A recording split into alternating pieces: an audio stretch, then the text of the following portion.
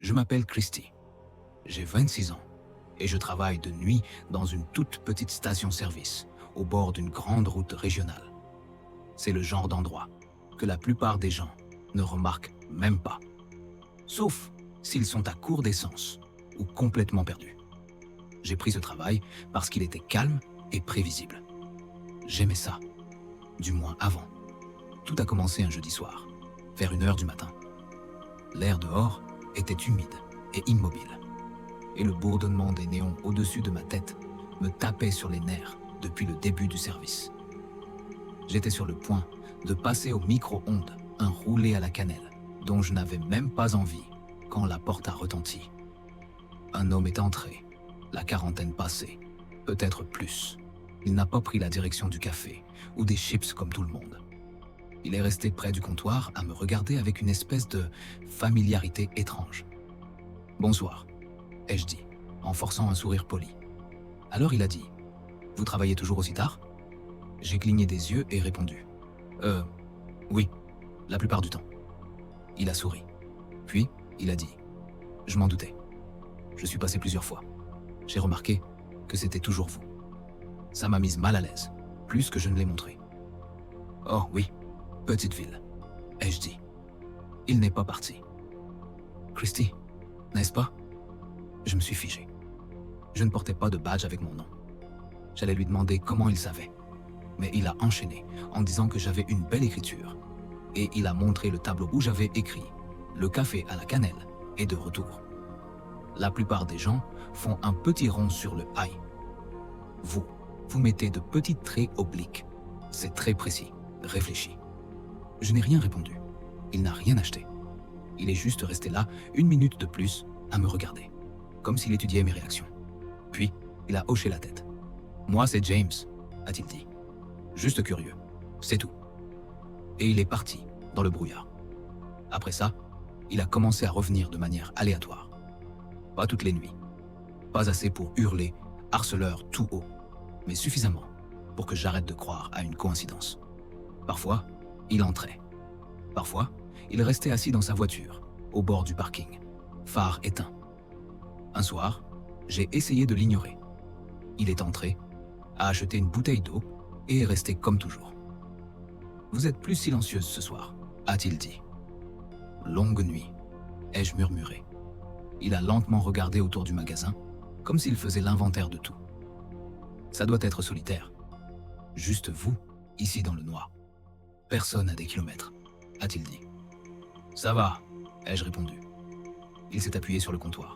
« Vous n'avez jamais peur d'être une femme seule la nuit ?» Sa voix n'était pas menaçante.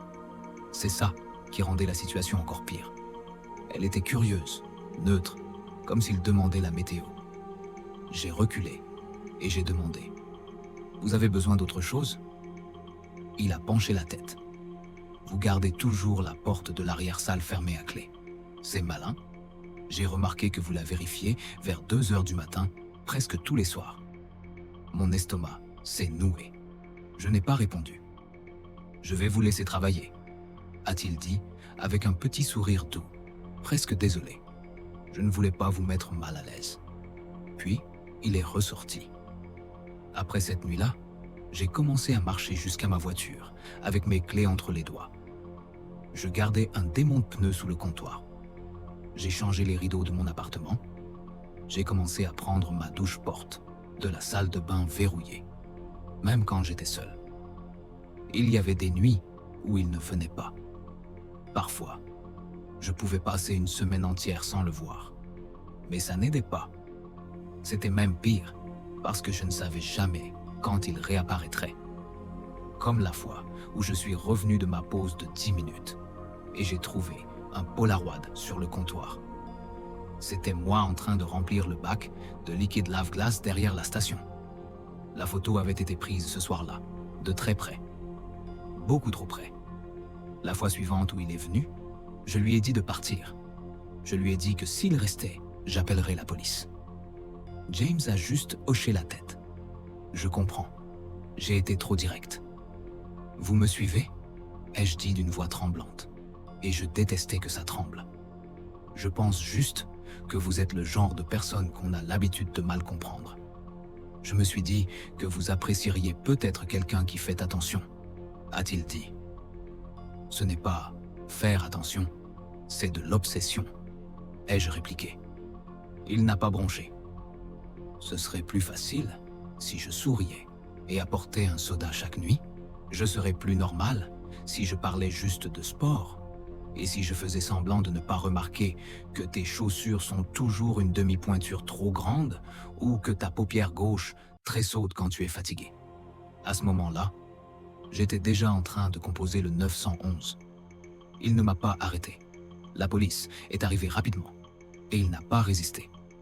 Il est juste resté là, les bras le long du corps, à attendre. Ils ont fouillé sa voiture et trouvé un carnet rempli de dates et d'horaires. C'était mon planning, des notes sur mes trajets, mes vêtements, mes courses. Une page entière n'avait que mon nom écrit encore et encore, de plus en plus serré, jusqu'à devenir des gribouillis. Il répétait toujours la même chose aux flics. Je remarque juste des choses. Je suis juste un gars curieux. L'ordonnance restrictive a été validée cette semaine-là. Maintenant, je ne travaille plus de nuit. Je n'habite même plus dans la même ville. L'entreprise m'a transféré dans une autre station, à 2 heures d'ici. Mais même maintenant, quand je rentre chez moi et que je vois des phares derrière moi trop longtemps, la nuque me picote. Et parfois, je repense à la façon dont il disait mon prénom. Comme s'il savait déjà comment il sonnerait dans sa bouche. Comme s'il s'était entraîné à le prononcer. Je travaillais de nuit, dans un petit hôtel. Et ce qui m'est arrivé, il y a 1 an, me hante encore aujourd'hui. L'hôtel était minuscule. 3 étages, une quarantaine de chambres. En semaine, à peine 10 ou 15 étaient occupés. Mon service commençait à 22 heures et se terminait à 6 heures du matin. La plupart du temps, c'était d'un calme mortel. Je restais assis derrière le comptoir. Je faisais un peu de paperasse. Je jetais un œil aux caméras, parfois même. Je regardais YouTube sur mon téléphone quand il n'y avait vraiment rien à faire. Le hall était simple. Le bureau d'accueil, quelques fauteuils et une télé. Et dans un coin, 2 distributeurs automatiques. Derrière le comptoir, un petit bureau vitré avec un ordinateur. La nuit, les portes d'entrée se verrouillaient automatiquement. Les clients devaient sonner et j'appuyais sur un bouton pour les faire entrer. En général, après minuit, il ne se passait plus rien. Sauf, de temps en temps, un client en retard. Mais ce soir-là, tout a basculé. Il était environ 23 heures quand il a sonné. Je l'ai laissé entrer. Un homme d'une quarantaine d'années. Grand, plutôt mince, il s'est avancé vers moi et a demandé une chambre pour la nuit. Je lui ai donné le tarif. Il a hoché la tête, sorti une carte bancaire. La transaction est passée. Je lui ai tendu la clé de la chambre 14, au 2e étage. Et puis, il m'a fixé. Juste quelques secondes de trop. Un regard lourd, assez pour me mettre mal à l'aise. Mais pas assez pour que je sache pourquoi. Il avait ce regard vide. Ses yeux sont restés fixés sur moi, 3 ou 4 secondes. Sur le moment, rien n'avait vraiment l'air dangereux. Mais c'était suffisant pour que je le remarque. Après ça, je me suis rassis derrière mon bureau et j'ai continué à jouer sur mon téléphone. Vers minuit, quand j'ai levé les yeux, il était revenu dans le hall. Il ne s'est pas approché du comptoir. Il est passé devant moi et est allé s'asseoir dans le coin salon, sur les canapés. La télé n'était même pas allumée. Il s'est simplement assis face à l'écran vide. Je me suis dit qu'il n'arrivait peut-être pas à dormir. Certains clients traînent dans le hall la nuit. Ce n'est pas si rare. Mais au bout d'une demi-heure, j'ai réalisé qu'il ne faisait absolument rien. Pas de téléphone, pas de livre, même pas somnolent. Il restait immobile, le regard fixé droit devant lui. À un moment, je suis allé prendre de l'eau au distributeur. Quand j'ai traversé le hall, j'ai senti son regard me suivre, sans bouger. J'ai senti ses yeux sur moi, jusqu'à ce que je sois de nouveau derrière mon bureau. Cette sensation m'a glacé le sang. Vers 1 heure du matin, je consultais le système de réservation pour tuer le temps. Et c'est là que j'ai remarqué quelque chose de bizarre. La chambre 14 était marquée libre. Pourtant, je venais de l'y enregistrer. J'ai vérifié les logs. Aucune trace de lui, pas de paiement, pas de nom. Rien. Son passage dans le système avait complètement disparu. J'ai alors appelé la chambre 14. Ça a sonné 10 fois, sans réponse. J'ai consulté le registre des entrées. Aucune ouverture de porte cette nuit-là. C'est là que j'ai compris. Il n'était jamais monté dans la chambre. Je l'ai regardé discrètement. Il était toujours là, assis dans le salon, face à la télé éteinte. J'ai senti cette boule d'angoisse me serrer la poitrine. J'hésitais sur ce qu'il fallait faire. Une partie de moi voulait croire à un bug informatique. Mais tout mon instinct me disait que ce n'était pas normal. J'ai attendu encore un quart d'heure. À 1h30, je me suis avancé et je lui ai demandé si tout allait bien. Il a tourné la tête vers moi, le visage sans expression, et m'a répondu qu'il n'arrivait pas à dormir. Puis, il a de nouveau fixé la télé. Mes mains tremblaient quand je suis revenu derrière le bureau. Vers 2h du matin, j'ai remarqué qu'il n'était plus assis. Mon estomac s'est serré. Je ne le voyais plus dans le hall. J'ai balancé des regards autour et je l'ai aperçu, debout, au bout du couloir, près des toilettes, à moitié caché dans l'obscurité. Il était immobile. J'ai fait semblant de travailler sur l'ordinateur en le surveillant. Après un moment, il est revenu et s'est rassis, comme si de rien n'était. J'ai fini par appeler ma responsable. Elle m'a dit de le surveiller et d'appeler la police s'il faisait quelque chose de menaçant. Mais pour moi, c'était déjà menaçant. J'ai vérifié les caméras. Je l'ai vu marcher au bout du couloir, s'arrêter, rester planté plusieurs minutes, puis revenir. Plus tard, il est entré dans l'escalier de service et y est resté une dizaine de minutes. Chaque fois que je levais les yeux, il était ailleurs, près des distributeurs, près des ascenseurs, toujours en mouvement, toujours silencieux. Parfois, il restait debout, près du coin du hall, là où la lumière n'éclairait pas bien, toujours en train de me fixer. Vers 3h30, je n'en pouvais plus. Alors j'ai appelé la ligne de police non urgente et expliqué qu'il y avait un homme dans l'hôtel dont je n'étais pas sûr qu'il soit un client. Ils m'ont dit qu'ils enverraient mis quelqu'un. Pendant que j'attendais, j'ai remarqué qu'il avait encore bougé. Cette fois, plus près du comptoir. Il était à peut-être 5 mètres de moi, simplement en train de m'observer. Il ne clignait presque pas des yeux et ne disait absolument rien. Il se contentait de fixer, comme s'il avait un problème avec ça. J'ai fait semblant de taper quelque chose sur l'ordinateur, mais j'étais tellement terrifié que j'arrivais à peine à respirer. Vers 3h50, le buzzer a retenti et j'ai cru que c'était enfin la police. Mais ce n'était qu'un autre client qui rentrait tard. Je l'ai laissé entrer rapidement et l'homme a tourné la tête pour suivre du regard le client tout le long du hall. Ses yeux le suivaient jusqu'au bout, comme s'il l'étudiait.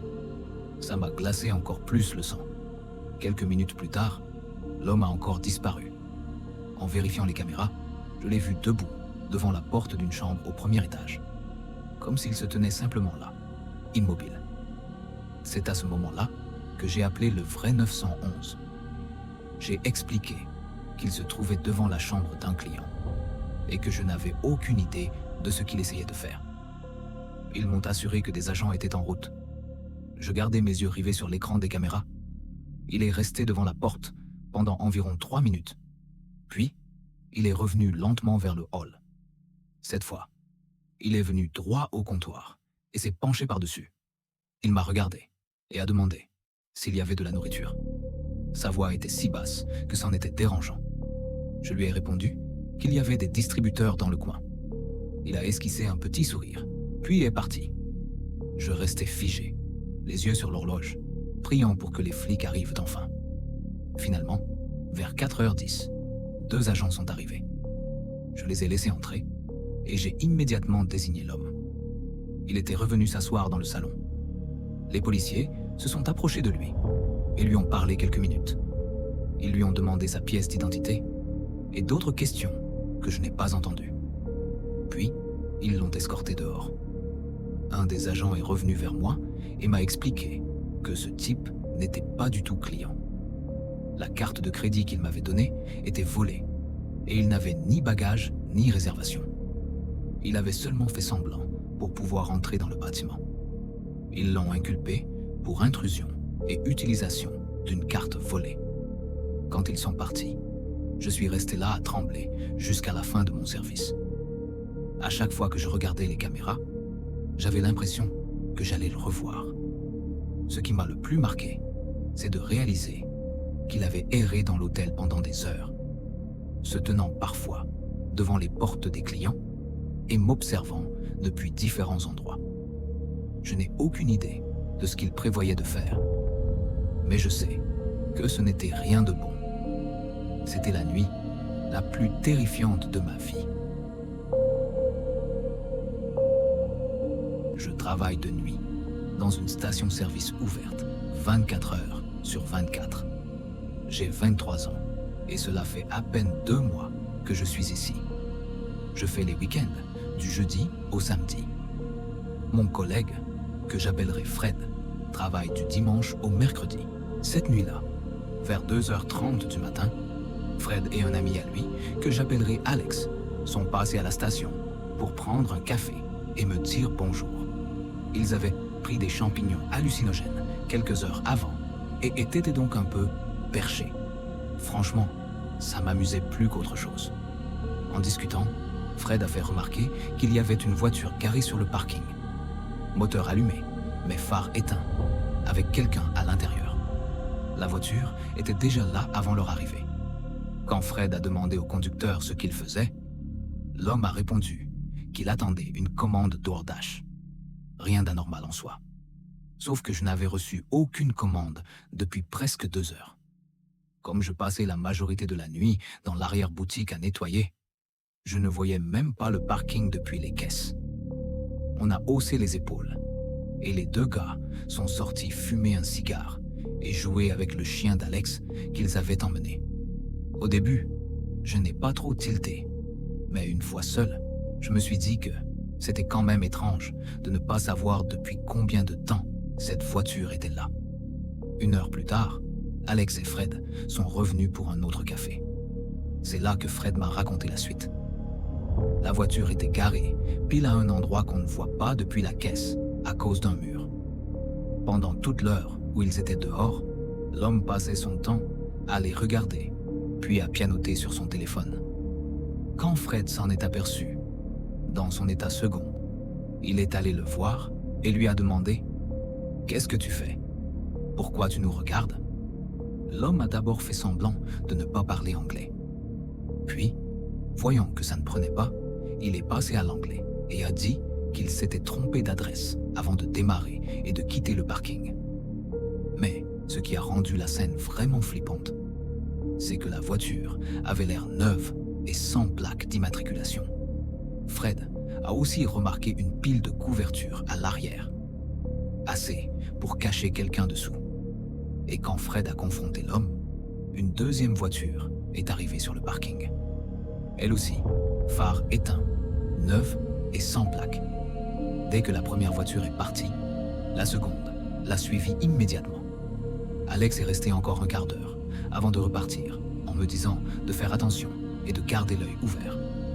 Vers 6 heures du matin, il est revenu cette fois, parfaitement sobre, pour un dernier café. On a reparlé de ce qui s'était passé. Même lui m'a avoué qu'il était mal à l'aise. On en est venu à la même conclusion. Si Alex et Fred n'avaient pas été là cette nuit-là, cette histoire aurait pu très mal tourner. Je porte bien un couteau sur moi pour me protéger. Mais honnêtement, vu ce qu'ils ont décrit, s'ils étaient plusieurs, ça n'aurait peut-être servi à rien. Si ces gamins n'avaient pas traîné sur le parking ce soir-là, quelque chose de terrible aurait pu m'arriver. Je travaille encore cette nuit. Je vous avais promis une mise à jour si jamais il se passait quelque chose. Et malheureusement, il s'est passé quelque chose. Il était environ 3 heures du matin. Je passais la serpillière quand 4 types sont entrés pour prendre du café et quelques snacks. J'étais en train de les encaisser quand l'un d'eux m'a demandé si je savais quelque chose sur la voiture garée tout au fond du parking. Moteur tournant, phare éteint. J'ai figé.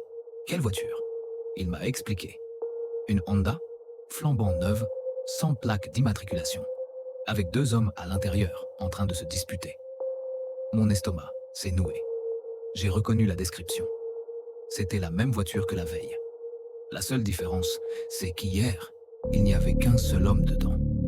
Le groupe m'a raconté que, pendant qu'il faisait le plein, la voiture était déjà là, qu'elle ne bougeait pas. Et en passant devant pour entrer dans la boutique, ils avaient entendu l'un des hommes parler fort, pointer du doigt dans ma direction, vers la porte du magasin. L'un d'eux a même commencé à s'approcher du véhicule pour demander si tout allait bien. Et là, dès que les hommes dans la voiture ont remarqué leur présence, ils ont reculé brutalement et sont partis à toute vitesse. J'ai raconté à ces gars que j'étais persuadé qu'il s'agissait de la même voiture que la nuit précédente, celle qui m'avait déjà paru louche, la fois où, quand on l'avait confronté, le conducteur avait eu l'air paniqué avant de partir, suivi par une autre voiture. Les 4 hommes ont échangé un regard inquiet. Et puis, ils m'ont proposé de rester un moment avec moi, juste pour s'assurer que cette voiture ne revienne pas. Je leur ai demandé s'ils en étaient sûrs. Ils m'ont dit que ce n'était pas un problème et sont restés environ 20 minutes avec moi avant qu'on décide tous que j'étais probablement hors de danger. Je les ai remerciés encore une fois et je leur ai laissé remplir leur café gratuitement avant qu'ils repartent, me laissant seul. Plus rien ne s'est passé pendant le reste de mon service, mais je vous garantis que j'ai gardé l'œil ouvert quand j'ai dû sortir plus tard pour changer les poubelles des pompes à essence. Ce qui me fait le plus peur, c'est que je n'ai pas vu cette voiture une seule fois de mes propres yeux. Ce sont toujours d'autres personnes qui m'en ont parlé. Au début, je me disais que j'étais peut-être juste parano et que ce n'était rien. Mais voir la même voiture revenir 2 nuits de suite, presque à la même heure, et se garer exactement à l'endroit qu'on ne peut pas voir depuis la caisse ou les fenêtres du magasin, ça me fait douter. Si je suis parano, tant mieux. Mais si je ne le suis pas, je suis juste heureux qu'un autre groupe de personnes soit tombé là, au cas où les types dans la voiture auraient décidé d'entrer. Heureusement, je ne travaille pas pendant quelques jours. Et j'espère seulement qu'à mon retour, cette voiture ne sera plus là. Je m'appelle Aaron, j'ai 30 ans et je bosse de nuit dans un petit motel paumé au milieu de nulle part. Ce n'est pas une grande chaîne, juste une affaire de famille. 2 étages, 25 chambres à tout casser. Mes horaires, c'est 10h du soir à 6h du matin. La plupart du temps, il ne se passe absolument rien. Peut-être un voyageur perdu qui débarque après minuit. Mais souvent, c'est le silence total. C'est exactement ce que je cherchais. Je ne suis pas un grand fan des interactions sociales. Alors passer 8 heures seul, enfermé dans un bâtiment désert, ça me convenait parfaitement. La réception est basique.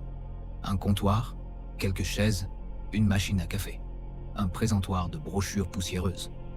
Derrière, il y a un petit couloir qui mène à une salle réservée au personnel. Mon repère, avec un canapé, un frigo miniature, une vieille télé fixée au mur. Et surtout, un haut-parleur qui se déclenche à chaque fois que quelqu'un appuie sur la cloche du comptoir. Du coup, je peux m'installer dans le canapé, regarder un film sur mon ordi, somnoler un peu, jusqu'à ce que le ding m'appelle. Au fil du temps, j'ai appris à reconnaître la respiration du bâtiment. Les craquements du bois, le chauffage qui cliquette, la porte d'entrée qui bourdonne quand une carte magnétique passe. Tout ça, c'est normal. Mais la nuit, même le normal peut devenir oppressant. Et parfois, ce qui ressemble à du normal cache tout autre chose. C'était un mardi d'automne. Dehors, il faisait froid, un peu au-dessus de 0. Le parking était presque vide, juste 4 ou 5 voitures de clients. Il devait être 2 heures du matin quand j'ai entendu la cloche pour la première fois. Je me suis levé du canapé, j'ai traversé le couloir et je suis arrivé à la réception. Personne. Le hall était désert. J'ai jeté un coup d'œil par les grandes vitres. La route était noire. Pas une voiture. Pas une lumière. J'ai pensé un instant avoir mal entendu. Mais la cloche, impossible de la confondre. Je suis resté planté là, à attendre qu'un client apparaisse. Rien. Alors j'ai fini par retourner au canapé. Et j'ai sorti mon téléphone pour passer le temps. À peine 10 minutes plus tard, la cloche a retenti de nouveau. Cette fois, j'ai bondi et j'ai traversé le couloir plus vite. Mais encore une fois, personne. Le hall vide. Un frisson m'a parcouru la nuque. Je suis allé jusqu'aux portes, je les ai poussées et j'ai mis un pied dehors. Le parking n'avait pas bougé. Les mêmes voitures, silencieuses, phares éteints. La route déserte. J'ai avancé jusqu'au trottoir. J'ai tourné la tête à gauche, à droite. Et il n'y avait absolument rien. Pas un bruit, pas une âme. Je suis retourné à l'intérieur et, cette fois, je me suis installé directement derrière le comptoir. Je me suis dit que c'était sûrement un ivrogne qui s'amusait ou un gamin d'un client qui trouvait ça drôle de sonner et de se cacher. Un genre de ding-dong ditch à l'américaine. Mais après 15 minutes à attendre, rien. J'ai commencé à me détendre. Je me suis calé dans le fauteuil. J'ai ouvert mon ordinateur et je me suis dit que ce serait juste une de ces histoires bizarres sur lesquelles je rigolerai plus tard. Et puis, dingue, la cloche a retenti à nouveau. J'ai relevé la tête si vite que ça m'a fait mal. Le hall était vide, pas un mouvement. Ma peau a commencé à me picoter. J'ai fait le tour du comptoir pour vérifier que personne ne se cachait. J'ai inspecté les toilettes. Je suis même ressorti dehors. Silence absolu. Le parking était figé, glacé. J'ai avancé un peu en éclairant avec la lampe torche de mon téléphone. Mais rien. Je suis rentré. Et c'est là que j'ai décidé de changer de tactique. Plutôt que de retourner dans la salle du personnel, je me suis assis, juste derrière la cloche, prêt à surprendre le plaisantin. J'ai baissé un peu les lumières du hall, plongeant la pièce dans une pénombre étrange. Je suis resté là, à écouter. Tout semblait amplifié. L'horloge accrochée au mur sonnait plus fort qu'à l'habitude. Le frigo du bureau arrière s'est mis à bourdonner. Le bâtiment lui-même craquait par à coups. Chaque bruit me faisait sursauter. Les minutes ont passé. 15, 20. Mes paupières devenaient lourdes. J'ai commencé à me dire que j'avais rêvé, que la personne avait abandonné. Peut-être que j'étais en train de me faire des films. Et c'est là que ça a frappé. Mais cette fois, je l'ai vu. Une main pâle est apparue sous le comptoir, a glissé par-dessus et a appuyé sur la cloche, juste devant moi. J'ai bondi de ma chaise tellement vite qu'elle a failli basculer. Et j'ai détalé dans le couloir, jusqu'au bureau du fond, le cœur battant à tout rompre. J'ai claqué la porte derrière moi et je l'ai verrouillée. Je suis resté planté là, dans le noir, le cœur prêt à exploser. Mon esprit tournait à 100 à l'heure. Comment quelqu'un avait-il pu se glisser sous ce comptoir? Il n'y a presque pas d'espace là-dessous, à peine assez pour se recroqueviller. Ça voulait dire qu'il était caché à quelques centimètres de moi, en m'attendant. J'ai forcé mes yeux sur les écrans de surveillance. 4 caméras. Une sur le hall, une sur le couloir, 2 sur le parking. Sur le flux du hall, j'ai vu que la chaise avait basculé quand j'ai fui. Le comptoir semblait vide.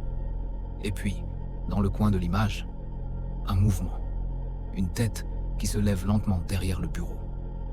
Je ne voyais pas les détails, juste un contour et un reflet d'yeux fixé sur la caméra. Je me suis reculé de l'écran, incapable de le regarder plus longtemps. Mes mains tremblaient quand j'ai attrapé mon téléphone pour composer le 911. J'ai murmuré à la standardiste qu'il y avait quelqu'un dans le hall, caché. Elle m'a dit de ne pas bouger, que les officiers arrivaient. Pendant que je lui parlais, mes yeux revenaient sur le moniteur. La tête avait disparu. Puis, j'ai vu le type ramper hors du comptoir à 4 pattes. Il s'est dirigé vers la porte et s'est levé. Grand, capuche serrée, le dos voûté. Il a commencé à marcher dans le hall, comme s'il cherchait quelque chose. Puis, il a tourné et s'est avancé vers le couloir qui mène au bureau du fond. Je me suis plaqué contre la porte verrouillée. Une seconde plus tard, la poignée a bougé. Un seul petit bruit. Lent, délibéré. Puis, plus rien. La standardiste me demandait si j'étais en sécurité. mais je n'arrivais pas à répondre. J'avais la gorge bloquée. Après ce qui m'a semblé une éternité, j'ai entendu des pas lents s'éloigner. J'ai bondi sur l'écran. Le type faisait les 100 pas dans le hall. À un moment, il s'est planté devant les portes vitrées et s'est mis à fixer l'extérieur. Il se tenait là, devant les portes vitrées, comme s'il attendait quelqu'un. Puis, il s'est dirigé vers le présentoir à brochures et a commencé à feuilleter les papiers, comme s'il se moquait du temps qui passait. Les minutes s'éternisaient. Et puis, j'ai aperçu à travers les caméras du parking les lumières bleues et rouges clignotantes des voitures de police. 2 voitures. Le type a dû les voir aussi, parce qu'il a soudain disparu du cadre. Une seconde plus tard, j'ai entendu les portes s'ouvrir. Quand les officiers ont inspecté le bâtiment, ils ont trouvé un gros rocher près de l'entrée, probablement utilisé pour maintenir la porte ouverte. Mais l'intrus avait disparu. Ils ont fouillé le parking, inspecté la route, et l'un des policiers m'a expliqué qu'il avait dû filer dès que les voitures sont arrivées. Je n'arrêtais pas de repenser à cette main qui avait surgi sous le comptoir pour sonner la cloche. Si calme, si effrayant. Depuis cette nuit-là, chaque fois que j'entends cette cloche sonner, je revois tout. Je sais que je ne regarderai jamais ce comptoir de la même façon.